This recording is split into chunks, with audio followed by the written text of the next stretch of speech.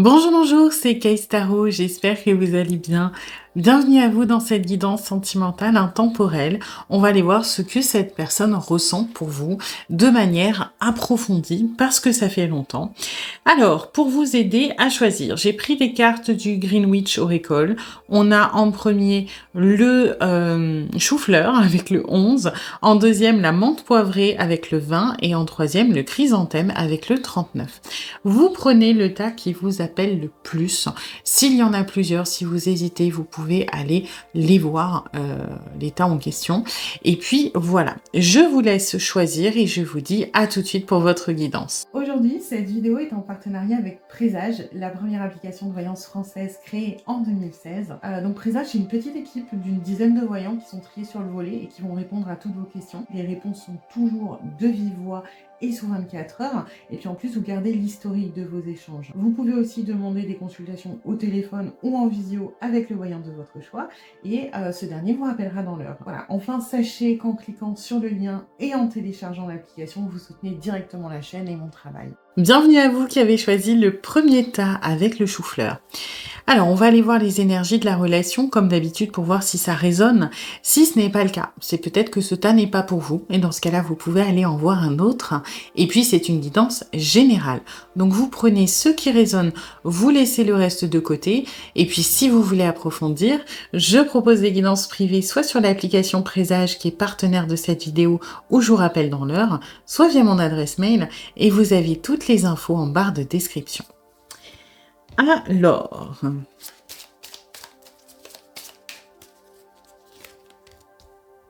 ok.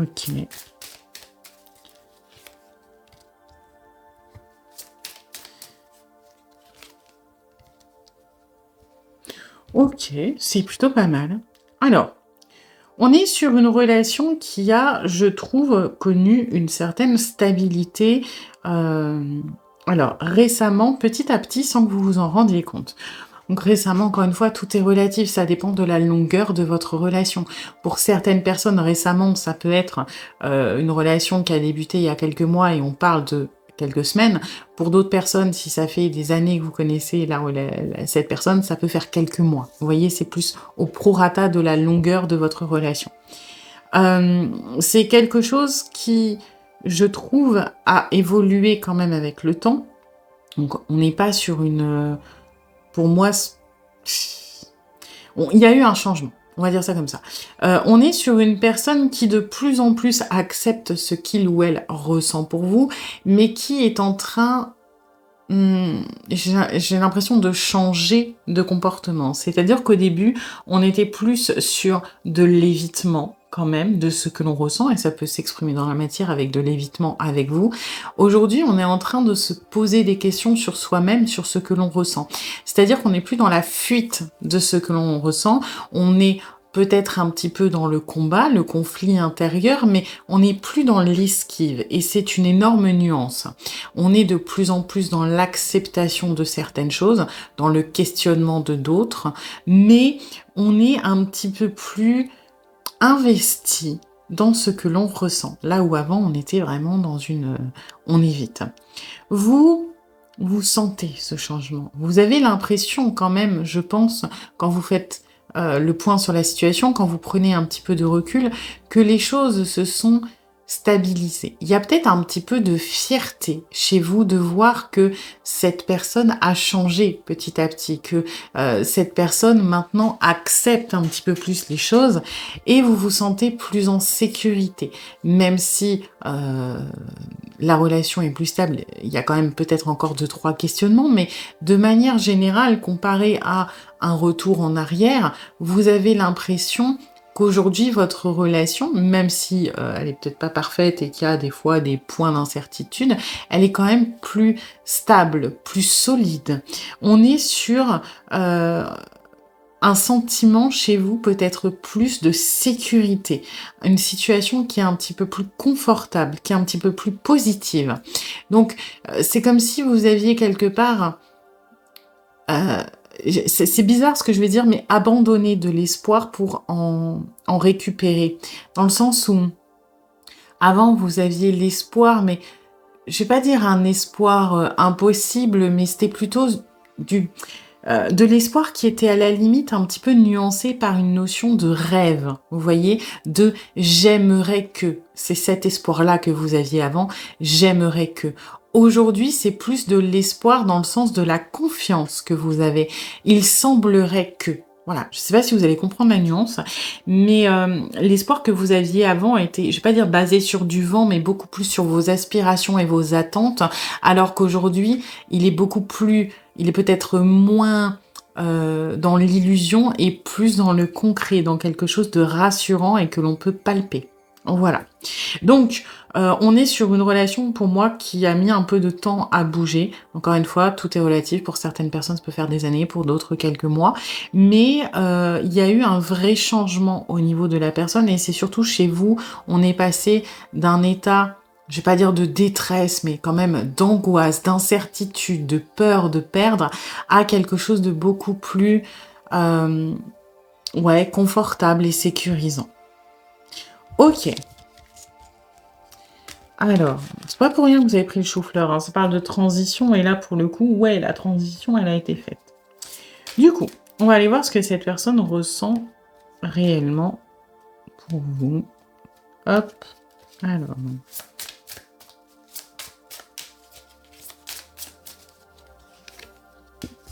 Ouais. Ah ouais. On est beaucoup plus serein. Et effectivement, on est beaucoup moins dans le combat de son émotionnel, enfin dans la fuite plutôt, qu'on a pu l'être. Aujourd'hui, et c'est cette joie qui permet cette acceptation émotionnelle, c'est-à-dire qu'on est bien à votre contact. Et c'est aussi ça qui fait qu'on se questionne quelque part. Parce que moi, j'ai vraiment quelqu'un qui fait l'effort d'essayer de mettre des mots, de mettre des idées sur ses émotions, sur son ressenti. Ça va être, par exemple, voilà, quand je suis avec lui ou avec elle, je me sens bien, ça m'apaise. Et c'est agréable. OK, pourquoi? Bah, peut-être parce que cette personne me correspond, peut-être parce que je me sens moi-même, parce que j'ai l'impression de rien avoir à cacher, qu'on ne va pas me juger, que je me sens en sécurité. C'est bizarre parce que jusqu'à maintenant, moi, j'avais peur de l'abandon, j'avais peur de souffrir, j'avais peur de l'engagement, peu importe. Et aujourd'hui, finalement, toutes ces petites peurs d'anticipation, sont progressivement effacées par la joie de l'instant présent, de ce que j'ai. Je n'ai plus peur de ce qui pourrait arriver et qui reste quelque chose, une hypothèse. Clairement, quand on est dans les angoisses et dans les peurs, c'est toujours de l'anticipation. C'est quelque chose qui pragmatiquement n'existe pas encore. C'est une possibilité. Et ces possibilités sont peu à peu rassurées et remplacées par la joie des moments concrets, de ce que vous partagez l'un et l'autre ensemble. Donc on est beaucoup plus apaisé. Ok. Alors ensuite...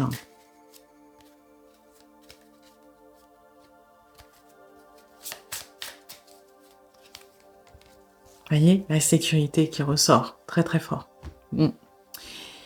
Ça se ressent dans les énergies générales. On est beaucoup plus, bah, vous voyez, on est passé quelque part. C'est pas pour rien qu'il y a cette énergie de transition. On est passé de la mélancolie, c'est-à-dire ressasser peut-être le passé, les blessures du passé qui faisaient anticiper l'avenir, c'est-à-dire on n'était pas centré dans l'instant présent. La mélancolie, c'est souvent regarder en arrière, et là on était par extension, on regarde en arrière et on interprète ce qui pourrait se passer, ce qui nous éloigne de la joie. Et aujourd'hui, on a transité vers cette joie quand on pense à vous, quand on est avec vous. Pareil pour la sécurité, on est passé d'une dépendance, ça peut être une dépendance affective, ça peut être la dépendance à des schémas toxiques, à des habitudes de vie, à des manières de fonctionner pour se protéger, à pourquoi vu que maintenant je me sens en sécurité. Donc c'est pas anodin en fait. Ce que cette personne ressent pour vous, alors bien sûr qu'il y a de l'amour, mais c'est pas forcément le plus important dans cette guidance. Là, le message visiblement que vous devez recevoir, c'est le cheminement qui a été fait et cette transition d'un état à l'autre. C'est vraiment ce sentiment de sécurité, de confort, où on peut baisser sa garde quand on est avec vous. Et il n'y a pas plus grande preuve d'amour quelque part. Parce que c'est quand on se sent aimé, quand on est aimé et quand on aime avec quelque chose d'aussi quelque part peut transformer. Parce que ce qui complexifie l'amour, le sentiment de base, c'est comment nous, on va le transformer avec nos peurs et nos angoisses. On va imaginer que, allez, je vais reprendre mes petits schémas. Ça, c'est votre cœur, on va dire. Symboliquement, c'est là où vous avez vos émotions qui arrivent. L'émotion qui sort, elle est toujours très très pure. C'est-à-dire que, on va ressentir de l'amour pour vous. Et puis, qu'est-ce qui va se passer? C'est que parce qu'on a vécu des traumas, des expériences négatives, etc., nous, on va rajouter par-dessus, hop, une petite peur. Voilà. Moi, j'aime, mais la dernière fois que j'ai aimé, je me suis fait tromper. Ok, donc maintenant j'ai peur d'être trompée. Et finalement, ce sentiment d'amour, il se transforme. Donc c'est plus un poisson bleu, c'est un poisson noir. Et à la fin, on peut arriver à des choses qui sont complexes et qui sont compliquées, qui sont toxiques. Pourquoi? Parce que c'est tout ce qu'on aura intercalé au milieu qui va transformer ce sentiment de base. Et aujourd'hui, la personne à qui vous pensez, c'est comme si peu à peu, on avait retiré toutes ces peurs, grâce à votre présence, grâce à votre façon d'être, grâce à la confiance qui a été construite petit à petit. Et ce poisson noir, il est redevenu bleu. En fait, petit à petit, il est revenu à l'émotion de base qui est l'amour. Et c'est parce que cet amour, on va dire, il est sain, il est bien reçu, que vous êtes tous les deux dans des comportements qui sont a priori sains de plus en plus, que on arrive à se rapprocher de quelque chose quelque part de plus pur. Vous voyez? Ok. Alors ensuite, qu'est-ce qu'on a d'autre?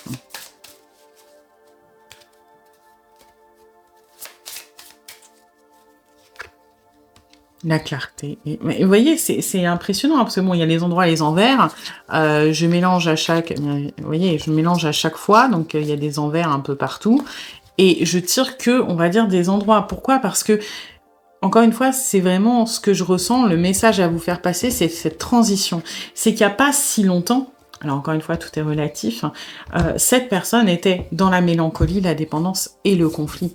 Le conflit intérieur qui obscurcit vraiment la vision, parce que on est perturbé par, vous imaginez que les nuages, là, c'est ces peurs. La peur d'être trahi, la peur d'être abandonné, la peur de souffrir, la peur de l'engagement, qui font qu'on n'est pas capable d'avoir une vision claire et qu'on va parer au plus urgent. Et aujourd'hui, ça a transitionné de la clarté. Pourquoi? Parce qu'on se sent bien avec cette joie et cette sécurité. Donc on sait ce que l'on veut. Bien sûr qu'on se questionne encore un peu, mais on se questionne beaucoup plus sur soi-même, parce qu'on est dans l'acceptation de nos sentiments, aussi complexes soient-ils, que avant où on était dans l'évitement. Et quand on est dans l'évitement, forcément, on est dans le conflit, parce que quand on essaie d'éviter une émotion, elle revient, hein, nous chercher à un moment ou à un autre. Et ça nous angoisse, donc on l'enfouit, on la traite pas, elle se complexifie, c'est de plus en plus dur. Alors que là, vous voyez, on est vraiment que sur des énergies qui sont très belles, très positives. Alors ensuite...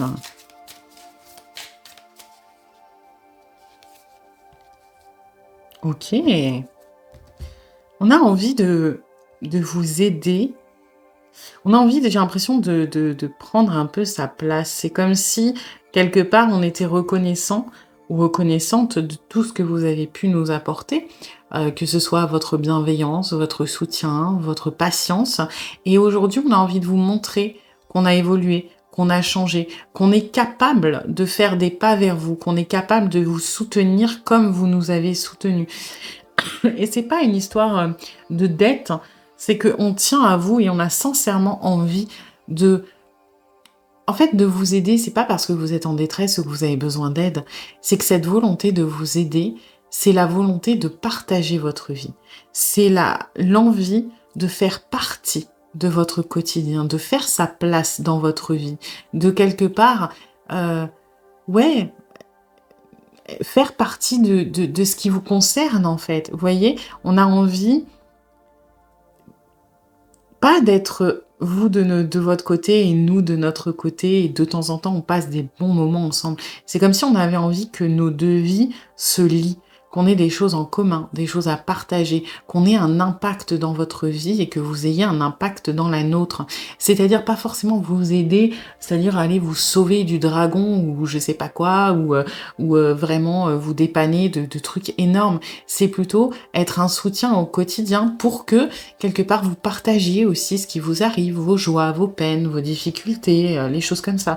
Donc on a vraiment envie ouais, de s'intégrer quelque part dans votre quotidien, dans ce qui fait que vous êtes heureux, de être là quand vous êtes heureux, partager vos joies, partager vos peines, vous aider quand c'est le cas. C'est vraiment, je sens pas du tout un syndrome du sauveur ou de l'infirmier ou de l'infirmière. C'est pas l'envie d'aider pour aider, c'est l'envie de partager des choses. Vous voyez? Et dans les vibes, justement, de l'amitié, du soutien. C'est vraiment ça ce que je ressens et c'est pas du tout de la friend zone, c'est plutôt, un amour qui est très doux, qui est très naïf, qui est très pur, un peu à l'image du je trouve, du valet de coupe, pour ceux qui auront l'analogie. Ce truc très, désintéressé aussi. J'ai pas envie de te rendre service pour que tu aies besoin de moi. Je n'ai pas envie de te rendre service pour me faire bien voir. J'ai envie de t'aider parce que juste j'ai envie de t'aider parce que je veux que tu sois heureux ou heureuse, parce que j'ai envie de te soulager, parce que j'ai envie de faire partie de ta vie, parce que j'ai envie que tu puisses me demander de l'aide quand tu en as besoin.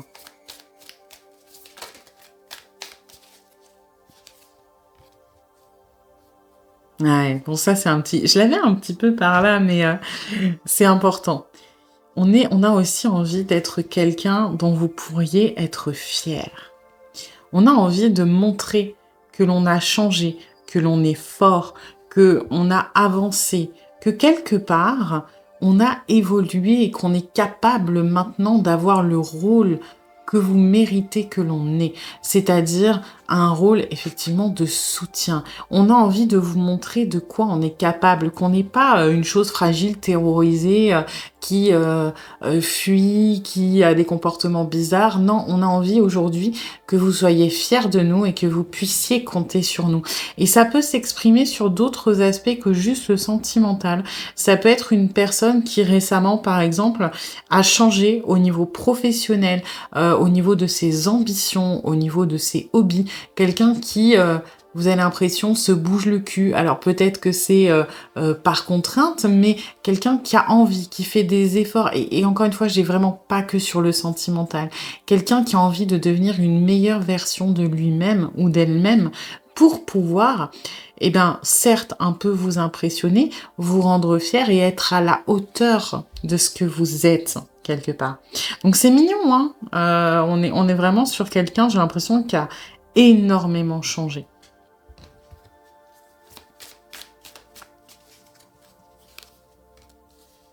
Mmh. Alors, là, on est dans des vibes un petit peu plus négatives.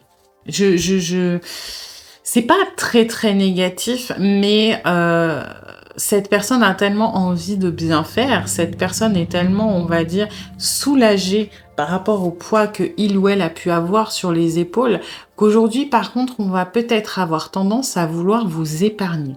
C'est-à-dire que si on a des problèmes, si on a des insécurités, si on a des peurs, des doutes, des angoisses, que ce soit par rapport à votre relation ou par rapport à d'autres choses extérieures, hein, le professionnel, la famille, les amis, peu importe, on va avoir envie de le garder pour soi.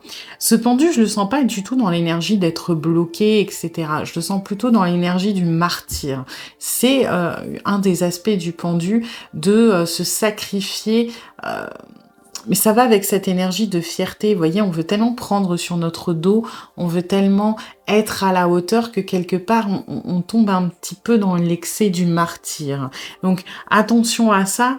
C'est pas quelqu'un qui va volontairement, on va dire, vous mentir si vous posez des questions. Je vous inviterai à quand même vous renseigner, par exemple, sur son quotidien, s'il y a des coups de mou, etc. Parce que naturellement, cette personne ne va pas vouloir vous en parler. On va être là surtout pour vous aider, vous. On va vouloir vous mettre en première place. On va être là pour partager nos bons moments, mais un peu moins les plus difficiles.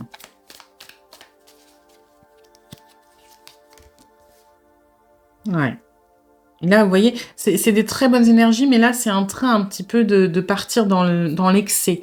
C'est-à-dire, voilà, de commencer je vais pas dire prendre des décisions à votre place, mais j'ai quand même un petit peu ces vibes-là, hein. C'est-à-dire, je vais mettre comme ça parce que ça me stresse, ça prend trop de place. De se dire voilà, j'ai pas envie de l'inquiéter, donc je vais commencer à prendre des décisions, c'est-à-dire soit cacher des choses, soit décider de ça ou ça. Et là, on arrive un petit peu dans la mauvaise interprétation parfois. Donc attention à bien rouvrir la communication sur les difficultés que cette personne peut avoir, parce que on a ce roi d'épée qui est quand même un petit peu, moi je trouve un peu ferme là. Hein. Un petit peu, voilà, j'ai analysé la situation de mon point de vue, je dois un peu me sacrifier, prendre sur moi, donc je prends telle décision, et ça va pas forcément être les meilleurs. Alors on pense bien faire, l'intention est bonne, mais le résultat ne le sera pas forcément, et puis c'est surtout qu'on prend beaucoup de poids là quand même sur ses épaules. C'est pas parce qu'on s'est soulagé de 10 tonnes de gravier parce qu'on s'est libéré de ces choses-là, qu'on peut recharger la mule, hein. Il n'y a pas d'intérêt là-dedans. Ouais, vous voyez, on est déjà en train de fatiguer quand même. Hein. Donc, encore une fois, cette guidance ne tombe pas pour rien, c'est rarement le cas. Euh, vous êtes là pour entendre que cette personne a énormément changé, a énormément évolué, et ça, c'est très positif. Par contre, on est à ce moment de la transition qui est un petit peu fragile et où on risque de tomber dans l'excès de l'autre côté. C'est-à-dire vraiment cette volonté de vouloir endurer, de vouloir garder pour soi. Alors que, bah, du coup, si on enlève un fardeau pour le remplacer par un autre, c'est pas forcément ce qu'il y a de plus intéressant. Donc là, attention, j'ai envie de dire, à l'épuisement psychologique ou peut-être physique de cette personne que je ressens qui commence à se charger. C'est pas le même poids, mais ça reste un poids hein, de toute façon. Donc c'est très positif en soi. On a atteint beaucoup de maturité, beaucoup de sécurité qui permettent d'ouvrir les discussions. Donc n'hésitez pas à le faire vous de votre côté afin de faciliter les choses. Voilà. Eh bien écoutez, j'espère que cette guidance vous aura plu, vous aura surtout aidé. Si c'est le cas, eh bien n'hésitez pas à liker, à partager, à commenter, à vous abonner. Et puis moi, eh bien je vous dis à bientôt pour une nouvelle guidance. Bienvenue à vous qui avez choisi le deuxième tas avec la menthe poivrée. Alors, on va aller voir les énergies de la relation, comme d'habitude, pour voir si ça résonne. Si ce n'est pas le cas, c'est peut-être que ce tas n'est pas pour vous, et dans ce cas-là, vous pouvez aller en voir un autre. Et puis, c'est une guidance générale. Donc, vous prenez ce qui résonne, vous laissez le reste de côté. Et puis, si vous voulez approfondir, je propose des guidances privées, soit sur l'application Présage, qui est partenaire de cette vidéo, où je vous rappelle dans l'heure, soit via mon adresse mail, et vous avez toutes les infos en barre de description. Alors,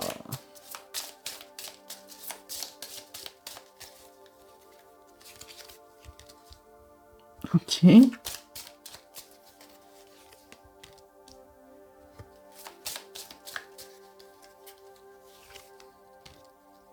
Bon. Pas fou, pas fou, pas fou. Hein. Alors, on est sur... bon, pour ceux pour qui ça résonne, flamme jumelle. Pour les autres, vous laissez de côté, parce que c'est pas forcément tout le monde qui est dans ce parcours-là, hein, mais les énergies sont assez semblables. C'est vrai que la personne à qui vous pensez, bon, visiblement a mis un terme. Ok, ça a été assez soudain. Hein. Ça peut être récent, ça peut être il y a longtemps, peu importe. Mais ce que j'ai, c'est que vous êtes quand même un petit peu. En fait, je vous sens encore dans les énergies, on va dire, pour ceux à qui ça parle du chaser, c'est-à-dire que, alors peut-être qu'il y a eu du travail sur vous, que vous avez au début été très affecté par cette séparation avec ce besoin de vous renseigner, d'aller chercher des infos, cette difficulté à lâcher les choses et qu'au bout d'un moment, ça s'est progressivement un petit peu... calmé, assaini, etc., que vous avez travaillé sur vous, mais soit donc vous avez fait ce parcours-là et vous êtes de nouveau là un petit peu obnubilé par la situation, soit vous êtes au tout début de la séparation. Toujours est-il que cette personne a mis un terme de manière soudaine, de manière assez brutale, de manière assez violente. Alors quand je dis violente, c'est pas forcément cette personne vous a insulté et a mis un terme. Quand je dis violente, c'est le côté très soudain et violent pour vous à vivre. Et en ce moment, du moins, ça vous turlupine. Donc soit parce que c'est récent, soit parce que ça revient dans votre esprit, ce truc de voilà, j'ai envie je peux pas juste lâcher comme ça. J'ai envie d'avoir des infos. J'ai envie de alors peut-être que je cherche son nom sur les réseaux, peut-être que, j'essaie de me renseigner par des amis communs, peut-être que, je vais tenter d'envoyer un message. Là, en ce moment, il y a un côté, je trouve, un peu obsessionnel chez vous et c'est pas dans le jugement du tout, hein. C'est que ça vous travaille. Ça vous travaille énormément. Ça peut être aussi, quand je dis une séparation, c'est pas forcément, une séparation où vous avez plus de nouvelles et vous êtes bloqué. Ça peut être une histoire que vous avez commencée, qui a avorté et où vous êtes toujours en contact avec cette personne, mais avec ce côté très ferme de: «Non, il ne se passera jamais rien entre nous, parce que telle ou telle raison», d'accord? Et le truc, c'est que c'est un énorme poids pour tous les 2. C'est quelque chose c'est votre fardeau, hein, de toute façon. Pour cette personne, cette séparation, même si, il ou elle en est à l'origine, c'est quelque chose de lourd, c'est quelque chose qui le ou la travaille en permanence et vous, forcément, comme vous subissez cette décision, c'est pareil. Donc là, on est, je dirais sur une relation où il y a eu de la distance ou une séparation, ou du moins quelque chose d'assez ferme sur le plan sentimental, comme quoi c'était terminé et donc là, après, c'est propre à chacun. Est-ce que ça fait longtemps? Est-ce que c'est récent? Est-ce que vous êtes en contact ou pas? Toujours est-il que, en ce moment, ça reprend de l'importance. Peut-être que vous avez des petits, signes, des synchronicités, des chansons qui vous font penser à l'autre, vous entendez son nom partout, vous avez des heures miroirs, peu importe, hein. On est dans un truc où c'est assez lourd en ce moment. Voilà. OK. Eh ben, on va aller voir ce que cette personne ressent pour vous. Alors,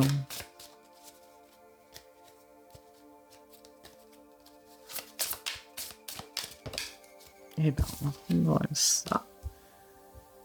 OK.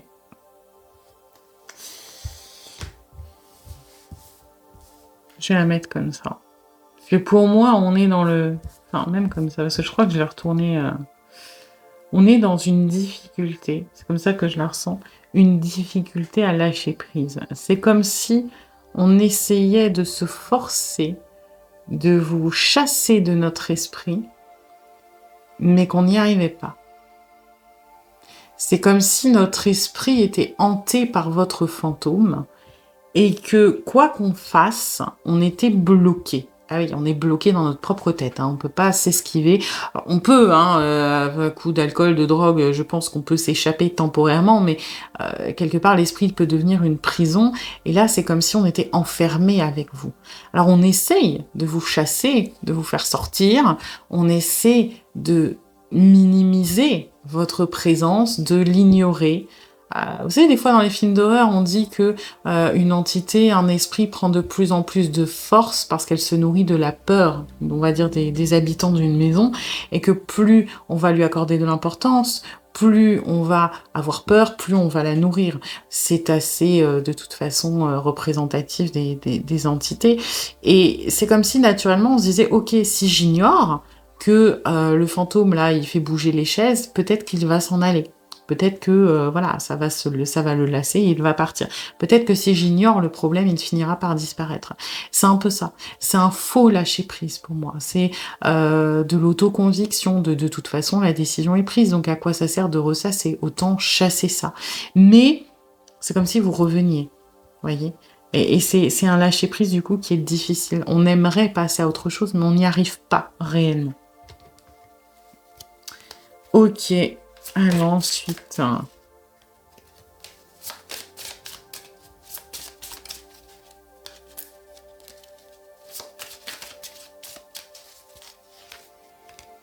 ouais, bah oui, vous manquez énormément à cette personne. On va dire, le côté mal aspecté de l'amour, hein. On a perdu, et c'est... Ashkan a dit un truc assez important. On a perdu votre amour, certes, alors parce que c'est nous qui avons mis un terme, hein.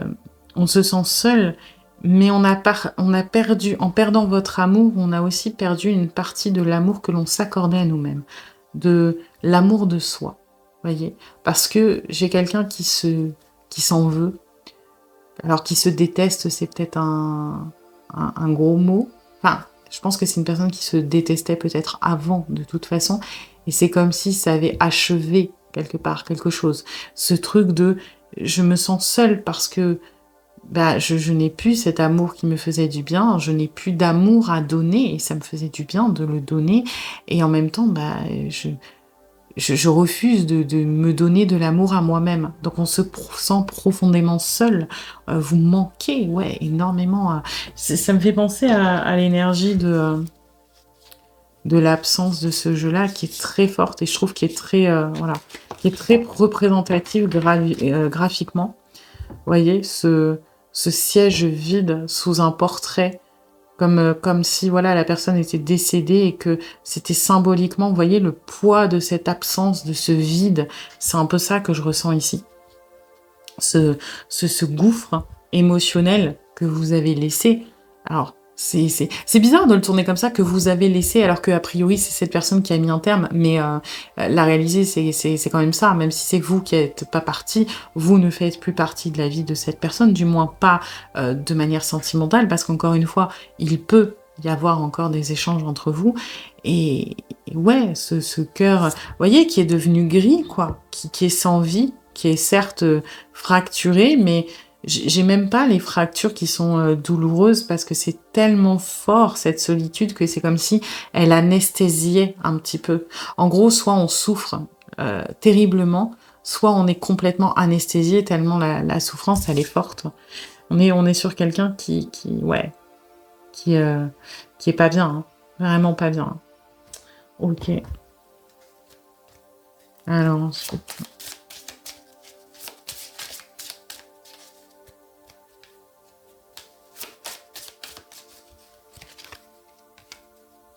Ouais.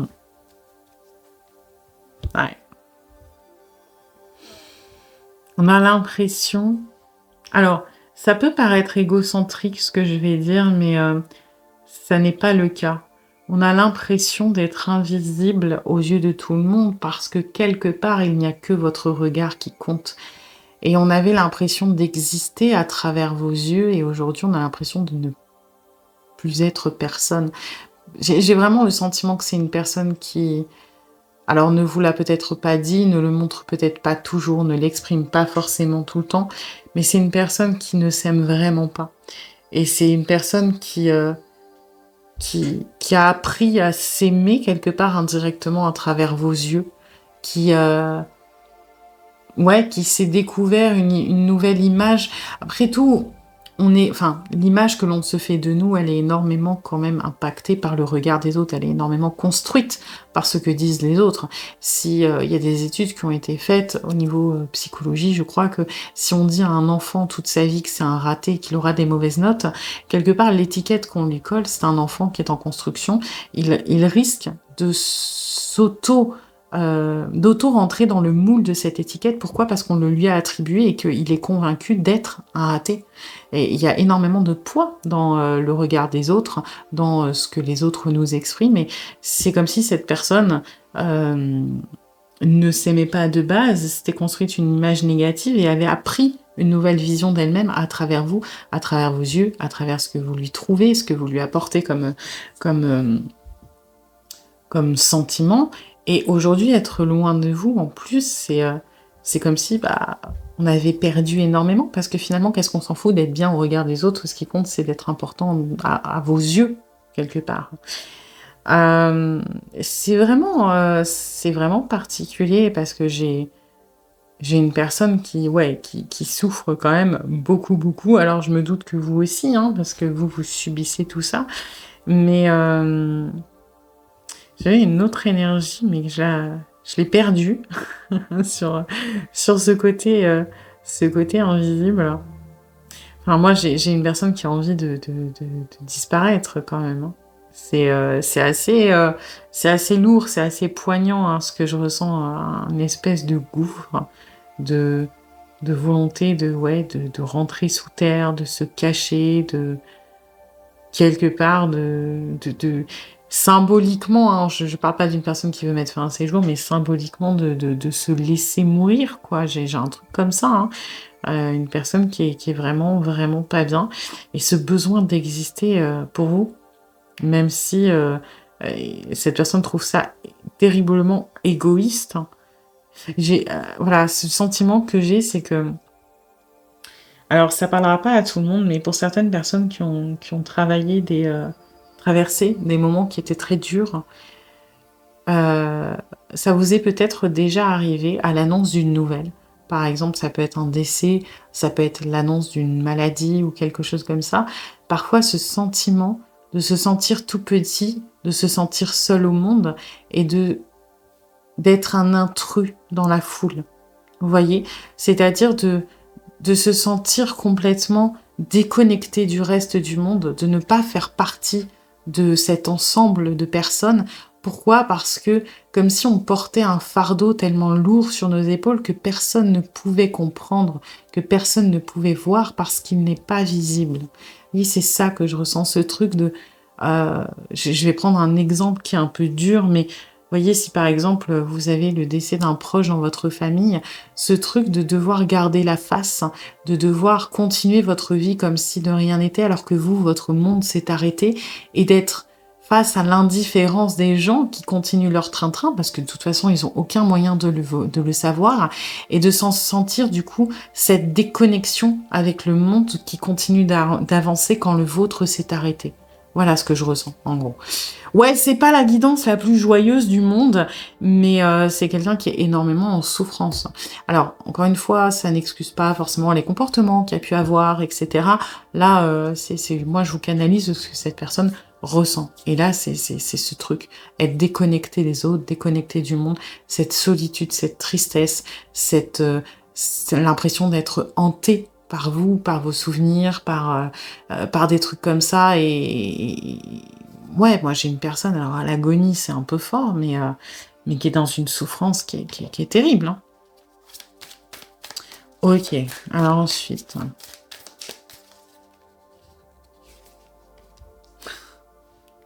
Bon, bah, ça va pas être plus joyeux, hein. Une personne qui se sent dépouillée. Vous voyez, ce truc, se sentir ouais, vulnérable, dépouillé, comme si on avait perdu quelque chose de tellement important. C'est comme si cette personne avait, je vais pas dire perdu sa raison de vivre, parce que c'est pas une raison de vivre. C'est perdu. Vous voyez, par exemple, si demain, euh, on a des choses qu'on fait naturellement sans s'en rendre compte. Notre cœur qui bat, notre respiration, c'est des choses qui nous semblent malheureusement acquises. Enfin, malheureusement, voilà, si on devait tous les jours se concentrer sur le battement de nos cœurs, ce serait épuisant. Mais c'est des choses qui sont essentielles, qui sont vitales, et qu'on ne remarque pas tant qu'elles ne commencent pas à déconner. Vous voyez ce que je veux dire? Bah là, c'est un peu ça. Ça veut pas dire que vous étiez acquis ou acquise, c'est pas du tout ça. C'est que vous étiez, sans que l'on s'en rende compte, quelque chose qui nous permettait de vivre. Et maintenant qu'on l'a perdu, on se rend compte à quel point c'était important, à quel point c'était discret. C'était pas envahissant, mais c'était vital. Parce que quand on parle de raison de vivre, il y a quand même une espèce de combativité, de volonté, d'ambition. Alors que là, aujourd'hui, votre cœur, il est essentiel. Sans lui, vous ne pouvez pas vivre. Pour autant, vous n'êtes pas en train d'y réfléchir toutes les 3 secondes. Ok, vous savez que c'est important pragmatiquement, mais si demain vous avez des problèmes cardiaques, là vous allez vous rendre compte à quel point il est important. Vous voyez ce que je veux dire? C'est que vous aviez cette présence qui était tellement essentielle, tellement vitale. Je pense qu'à un moment vous êtes arrivé où cette personne n'imaginait plus sa vie sans vous, jusqu'à ce que il ou elle vous perde. Alors oui, c'est sa décision, mais là on se rend compte de ce que l'on a perdu. Entre peut-être ce que l'on a projeté au moment de la séparation et comment on le vit maintenant, on se sent, mais il manque une partie de nous. Je ne peux pas le dire mieux que ça. Il manque une partie de nous, une partie essentielle, une partie qui est vitale, que on savait son importance, pragmatiquement, théoriquement, mais vraiment en pratique, maintenant qu'on le vit, on se rend compte que c'est beaucoup plus compliqué que ce que l'on pensait.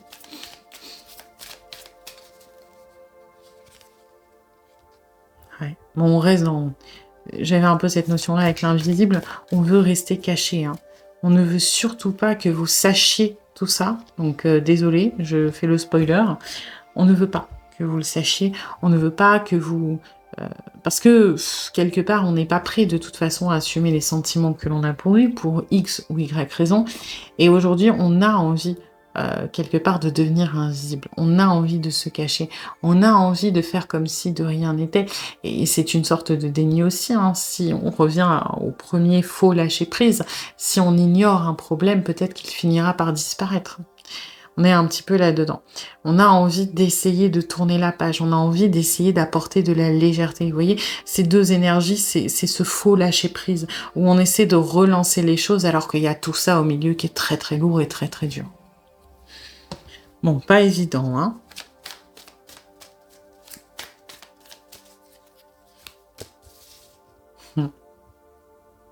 Ouais, bon, forcément, bien évidemment qu'on a du conflit intérieur. C'est-à-dire que on a une part de nous qui a envie, quand même, qui va être animée par la colère, par l'amour de soi, parce qu'il y en a quand même un petit peu, par le respect de soi, où on veut se battre pour notre bonheur. On n'a pas envie de renoncer à tout ça. Mais le poids dans la balance de l'autre côté est tellement lourd et tellement énorme que malheureusement, les petites tentatives de rébellion, d'espoir sont vite étouffées. On est sur quelqu'un qui peut parfois j'ai l'impression de se servir de la colère pour s'éloigner de vous. Ça peut être de la colère contre vous, ça peut être quelqu'un qui peut être très dur si vous êtes encore en contact parfois, qui disparaît. Ça peut être quelqu'un aussi qui peut s'en vouloir à lui-même, qui peut se punir lui-même, c'est-à-dire vraiment avoir des comportements peut-être parfois un peu autodestructeurs pour gérer cette souffrance, hein.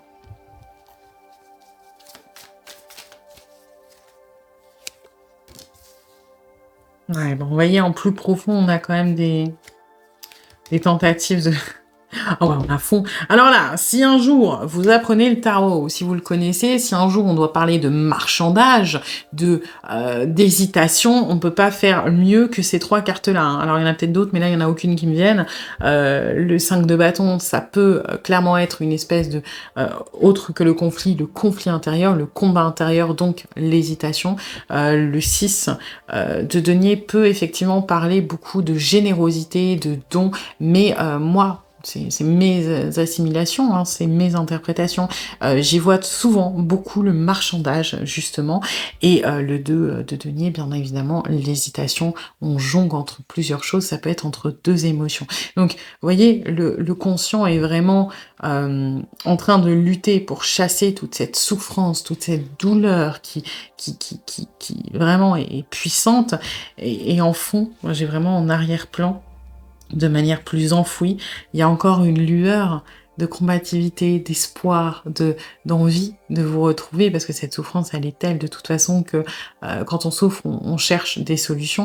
Donc le mental choisit la fuite, le cœur choisit le combat. En fait, le cœur choisit, c'est complètement con, hein. Je l'aime, il ou elle m'aime aussi. Pourquoi on en arrive là? Est-ce qu'il n'y a pas moyen de trouver un terrain d'entente? Mais c'est vite, c'est vite mis de côté pour la raison, malheureusement. Voilà. Eh bien, écoutez, j'espère que cette guidance vous aura plu, vous aura surtout aidé. Si c'est le cas, eh bien, n'hésitez pas à liker, à partager, à commenter, à vous abonner. Et puis moi, eh bien, je vous dis à bientôt pour une nouvelle guidance. Bienvenue à vous qui avez choisi le 3e tas avec le chrysanthème. Alors, on va aller voir les énergies de la relation, comme d'habitude, pour voir si ça résonne. Si ce n'est pas le cas, c'est peut-être que ce tas n'est pas pour vous, et dans ce cas-là, vous pouvez aller en voir un autre. Et puis, c'est une guidance générale. Donc, vous prenez ce qui résonne, vous laissez le reste de côté. Et puis, si vous voulez approfondir, je propose des guidances privées, soit sur l'application Présage, qui est partenaire de cette vidéo, ou je vous rappelle dans l'heure, soit via mon adresse mail, et vous avez toutes les infos en barre de description. Alors,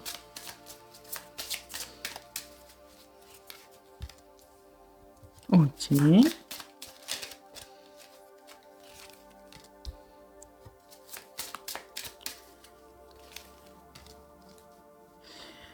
Alors, pas évident, dans le sens où j'ai l'impression que votre relation est énormément impactée par des personnes extérieures. Alors, ça peut être au sens littéral, c'est-à-dire des amis, de la famille. Donc, par exemple, je sais pas, vous êtes en couple, vous avez été en couple avec une personne, ça s'est terminé. Aujourd'hui, vous vous refréquentez, mais mettons en secret parce que la famille de l'un ou de l'autre n'est pas très ouverte à cette relation. Ça peut être parce que la personne à qui vous pensez, ce serait plus de son côté, enfin, ça peut être du vôtre aussi, est déjà dans une relation. Et ça peut être aussi au sens plus large, c'est-à-dire une histoire d'image, de réputation, d'apparence, c'est-à-dire par exemple quelqu'un avec qui vous travaillez, quelqu'un avec qui vous avez une relation hiérarchique, peu importe dans quel sens, c'est-à-dire supérieur hiérarchique, ça peut être professeur, enseignant, personne de la santé aussi, un médecin ou une médecin, hein, peu importe. Donc, ce qui pose énormément problème finalement par rapport à l'ouverture de cette relation, c'est cette espèce d'entourage, quel qu'il soit, c'est-à-dire proche vraiment au niveau intime des gens qui donnent leur opinion, ou au sens plus large sur une histoire d'image, de on-dit, etc. Et donc, là où c'est un petit peu différent, c'est que j'ai l'impression que l'entourage, ou du moins cet élément perturbateur, vient quand même beaucoup plus du côté de la personne à qui vous pensez que la vôtre. C'est-à-dire que vous, alors, vous êtes plus ou moins soumis à cette fermeture, à cette condition, mais vous avez l'espoir, vous avez l'attente quelque part que la situation se débloque de la part de la personne à qui vous pensez. C'est comme si cette personne avait un moyen concret de soit passer cette barrière, soit prendre une décision qui ferait que les choses changeraient. Donc ça peut être par exemple annoncer les choses à des gens qui pourraient faire obstacle, par exemple qui sont pas d'accord. Ça peut être mettre un terme à une relation. Ça peut être, si c'est cette personne qui a le côté de hiérarchie, transcender la limite, c'est-à-dire au final qu'est-ce qu'on s'en fout si on sort ensemble alors qu'on est dans le même bureau, ou qu'est-ce qu'on s'en fout de sortir ensemble si on est dans une relation, je sais pas, quelle qu'elle soit. Et c'est-à-dire que vous êtes plus dans une position d'attente, et la personne à qui vous pensez est plus dans une situation de décision, dans un moment où j'ai l'impression que cette personne pourrait concrètement choisir ou non, encore une fois, de passer cette limite ou cette barrière. Donc voilà, donc c'est un petit peu large, mais voilà, je trouve que la situation en elle-même est assez simple, mais au niveau des subtilités, vraiment, ça peut être énormément de cas de figure. Hein. Encore une fois, ça peut être quelqu'un qui est en couple et vous vivez une relation cachée.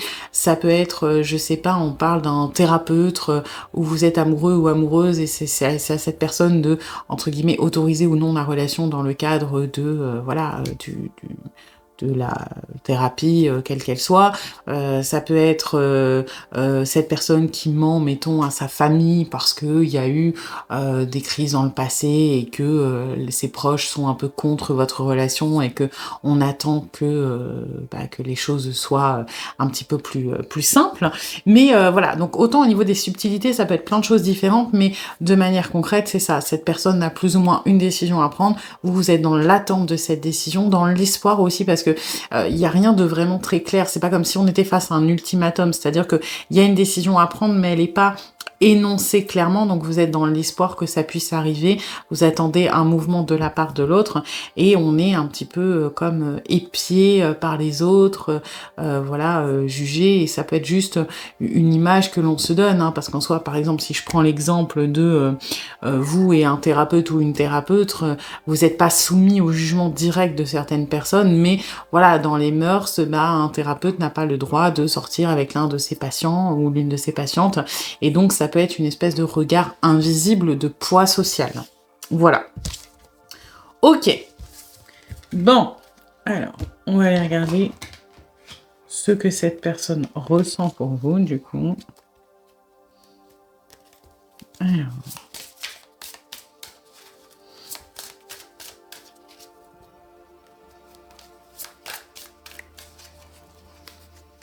L'anxiété, bah oui. Bon, pas étonnant. Vous voyez, c'est assez représentatif de tous ces liens. Voilà, de tous les choses qui lient cette personne, notamment cette sensation un peu d'étouffement, d'être pris à la gorge, d'être entravé par un poids un peu invisible, par ça peut être le social, l'opinion des autres, et cette difficulté du coup à maintenir le cap, parce qu'on ne sait pas où aller. Ce sentiment d'être tiraillé de partout, ça peut être le poids du social, là, le poids de la famille, les qu'en dira-t-on, et d'avoir l'impression d'avoir des fils qui nous tirent de chaque côté et de pas savoir dans quelle direction aller.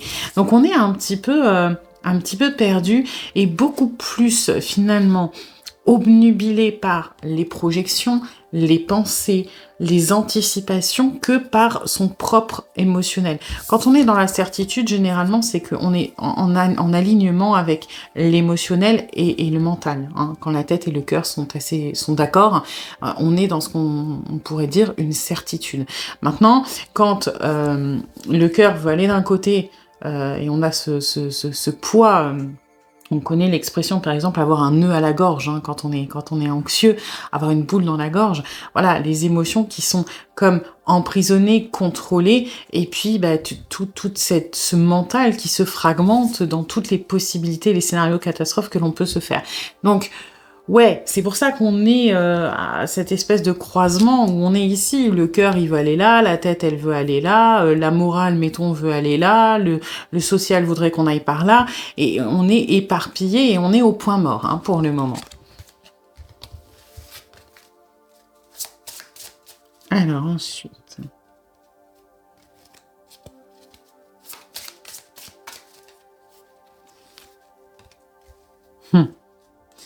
Ouais.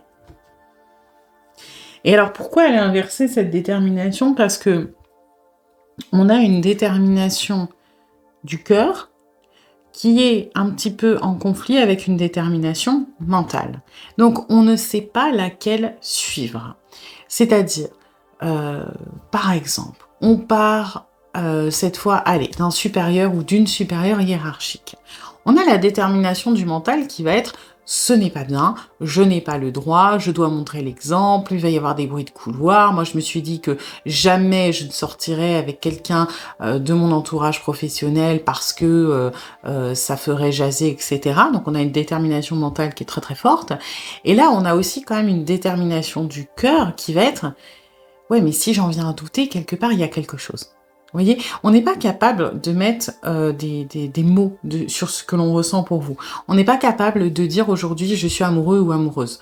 Pourquoi? Parce qu'on est tellement obnubilé par nos peurs, notre devoir, ce que l'on pense être juste, ce que l'on doit faire, que tout ce qui va être fouillis, tout ce qui va être les éléments perturbateurs, on va essayer de les enfouir et de les pousser. Donc ça reste très très vague. On sait qu'on ressent quelque chose de fort, on sait qu'il y a quelque chose qui nous chamboule, qui nous ébranle, qui nous perturbe, mais on n'a pas envie de se pencher dessus. Est-ce que c'est du désir? Est-ce que c'est de l'amour? Est-ce que c'est autre chose? On sait qu'il y a quelque chose qui nous attire, mais on va pas aller dans le détail.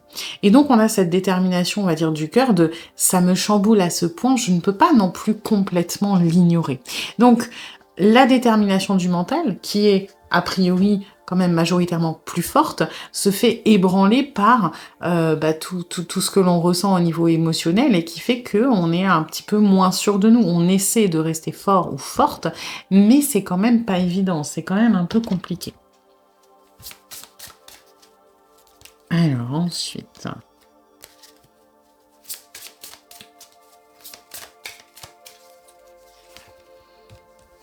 C'est marrant, je l'avais vu. Ouais. Vous voyez, on a la joie qui fait un petit peu justement flancher cette détermination. Quand on est avec vous, on est bien. On se sent bien. Et c'est une fois qu'on est peut-être loin de vous ou qu'on a le temps d'y réfléchir que là, tout de suite, on arrive dans cette détermination, il ne faut pas, et donc cette anxiété. Hein. On a des sentiments très contradictoires à votre égard. Alors, enfin, non, en soi, les sentiments, ils sont unanimes. Hein. C'est que on se sent bien avec vous et on est très attiré par vous.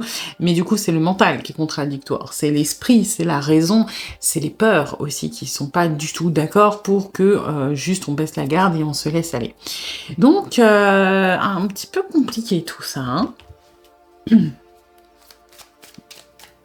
Alors...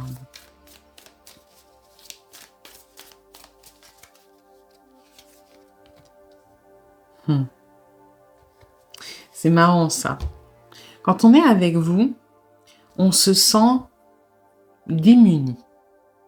C'est-à-dire que toute notre détermination que l'on a quand vous êtes pas là, quand on arrive à, on va dire, reprendre ses esprits, qu'on arrive à se dire, voilà, il ne faut pas, ce n'est pas bien, ou alors je ne peux pas, peu importe la raison, hein, c'est comme si tout ce dont on s'était convaincu s'envolait.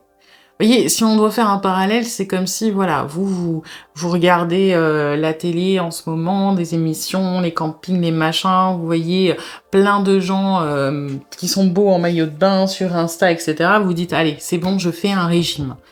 Et hop, on vous propose votre plat préféré sous vos yeux, et vous voyez, tous les efforts que vous aviez avant, détermination, la détermination positive, la motivation, allez, moi je veux être canon sur la plage, je veux être fière de moi, je veux être plus belle ou plus beau, ou alors je vais me remettre en forme, ça fait vas-y 2 semaines que je bouffe que des courgettes et puis que je fais du sport, et puis là, c'est le moment crucial où, venu de nulle part, on vous propose votre plat préféré qui est ultra calorique. La détermination, elle en prend un coup quand même.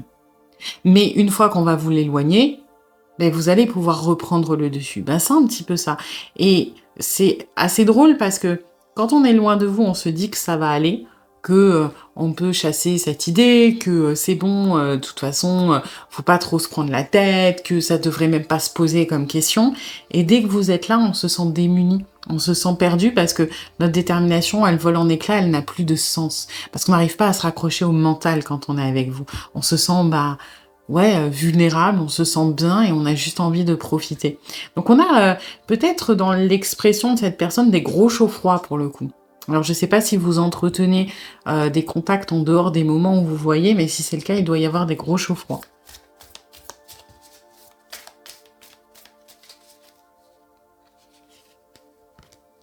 Ouais, on peut pas s'empêcher d'avoir cette curiosité de vouloir savoir ce que ça pourrait donner, de vouloir faire dépasser le petit orteil de cette limite qu'on s'est fixée pour jeter un coup d'œil, parce que c'est tellement simple, c'est tellement évident ce que l'on ressent, cette attirance, c'est tellement perturbant parce qu'on ne peut pas forcément l'expliquer.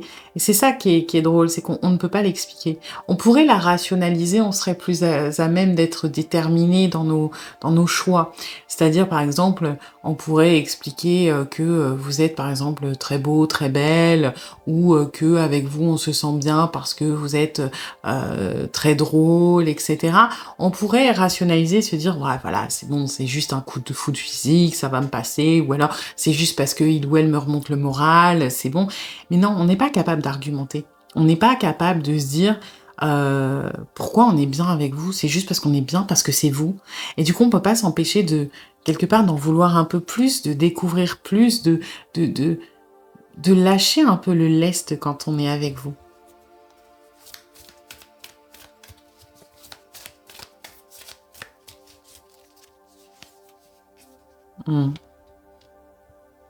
On se dit que c'est peut-être pas anodin, hein. Qu'on a cette intuition que, quelque part, c'est peut-être pas pour rien que vous avez quelque chose de particulier, quelque chose de différent de ce que l'on connaît, et que si un jour on doit franchir cette limite, quelle qu'elle soit, quitter un couple, sortir avec quelqu'un de son boulot, sortir avec un patient, peu importe, ça sera avec vous que ça arriverait, parce qu'il y a ce truc qu'on n'explique pas, hein.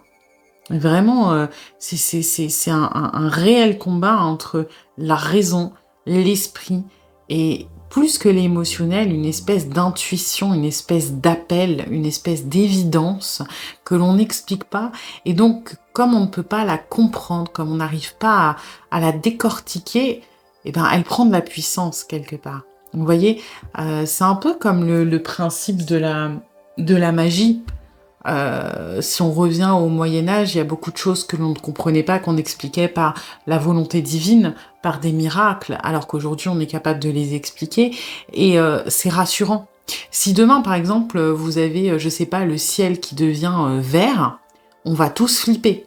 Pourquoi? Parce qu'on ne pourra pas l'expliquer. Par contre, si suite à ça, il y a des scientifiques qui nous disent alors voilà, il y a eu ça qui s'est passé, ça a reflété la lumière et tout, c'est pas grave, vous inquiétez pas, ça va passer. Eh ben, on va être rassuré. Par contre, quand on n'a pas les explications, c'est angoissant. Et là, c'est un petit peu ça. Cette personne, elle angoisse aussi parce qu'elle n'explique pas ce qu'elle ressent pour vous. Elle ne peut pas lui donner de raison factuelle. Et c'est aussi grisant que c'est inquiétant. Parce que avoir des informations, ça nous donne l'impression d'avoir du contrôle sur les choses. Parce que si on comprend leur origine, alors on peut comprendre peut-être comment les faire disparaître, ou alors savoir combien de temps elles vont durer. Par exemple, c'est assez courant quand il y a des problèmes de santé qui durent dans le temps, d'avoir des patients qui préfèrent qu'on leur annonce une maladie super grave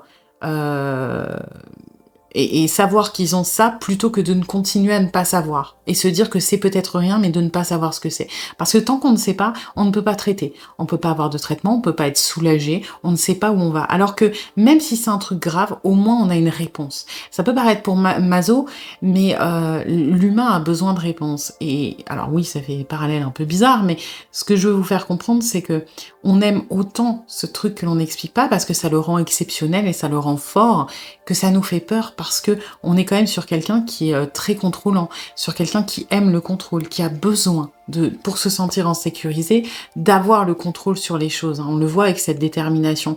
Et le fait de ne pas pouvoir expliquer ce coup de cœur, de ne pas pouvoir mettre des mots sur ce que l'on ressent, eh ben c'est terrifiant parce que ça veut dire qu'on n'a pas de prise dessus. Ça veut dire que ça échappe à notre volonté.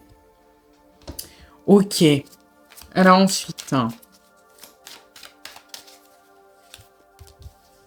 Ouais, là on est dans le cœur qui parle un peu plus. Vous voyez, là on est vraiment pris entre deux énergies différentes. C'est-à-dire la volonté de communiquer, de parler, d'en apprendre plus sur vous, ouais, quelque part faire votre connaissance de manière plus approfondie dans un cadre peut-être autre. C'est-à-dire que bon, si on est dans un contexte professionnel, thérapeutique, peu importe, on peut peut-être pas vous poser toutes les questions dont on a envie de vous poser. Si on est face à un choix par rapport à sa propre relation, on ne s'autorise peut-être pas à vous découvrir plus que ça. Ou si vous êtes dans une relation, ça peut être le cas aussi, de se dire, voilà, c'est un sujet qui est compliqué, on n'est pas prêt à prendre des décisions, donc à quoi ça sert de poser des questions sur l'avenir, à quoi ça sert de se projeter, à quoi ça sert d'avoir des rêves, puisque de toute façon la situation actuelle ne le permet pas. Et on a envie de ça.